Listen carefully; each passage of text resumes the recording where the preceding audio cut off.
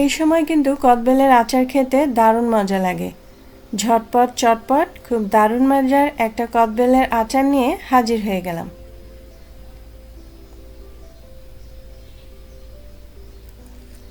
Hello, আসসালামু আলাইকুম। সবাই কেমন আছেন? আশা করছি সবাই ভালো আছেন। চলে এসেছি দারুণ মজার কদবেলের আচার নিয়ে। ছোট্ট করেও হোক, এই আচারটা খেতে কিন্তু দারুণ মজা লাগে।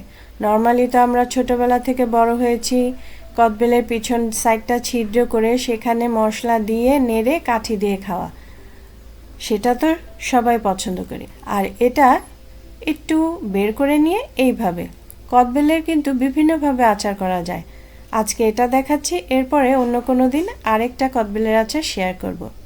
যাই হোক, কদবেল থেকে কদবেলের যে ঘিলু বলে আমাদের এখানে, সেগুলো সব বের করে নেওয়া হয়েছে। নিয়ে এখন এটাকে ভালো মতন ধনিয়া পাতা, লবণ, চিনি, শুকনা মরিচ, টালা গুঁড়ো এই সব দিয়ে ভালো মতন মেখে নিতে হবে।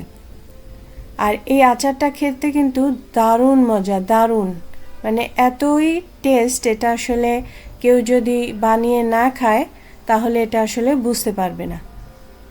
বাসায় অবশ্যই ট্রাই করবেন এই আচারটা। এটা ডাল দিয়ে হোক, ভাতের সাথে হোক, কিংবা পোলাওয়ের সাথে হোক, কিংবা এমনি নর্মালি যে কোনো অবস্থায় কিন্তু এটা খেতে দারুণ মজা লাগে। আর এই যে কাঁচামরিচটা দেওয়া হয়েছে, এটার কারণেও কিন্তু গন্ধটা আরও সুন্দর আসে। সো আজকের এই ভর্তাটা কেমন লাগলো কমেন্টে জানাবেন।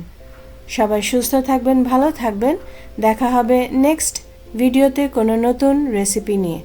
ততক্ষণ পর্যন্ত আল্লাহ হাফেজ।